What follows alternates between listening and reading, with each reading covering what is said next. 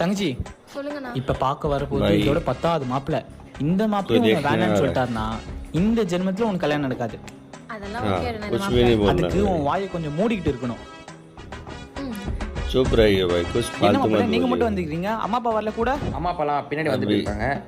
I also बोलेंगे that's why பொண்ணு மட்டும் பார்த்து போலாம். अभी इसको बताएंगे मोनी மீட்டிங் இருக்கு. இன்னொரு சொல்றீங்களா? மோனி मोनी आए भाई शर्माती है மாப்பிள்ள, பொண்ணு கிட்ட ஏதாவது கேட்கணும்னா கேளுங்க. क्या बात உங்களுக்கு பாட்டு பாட தெரியுமா? மாப்பிள்ள, என் தங்கச்சி சூப்பரா பாடுவா.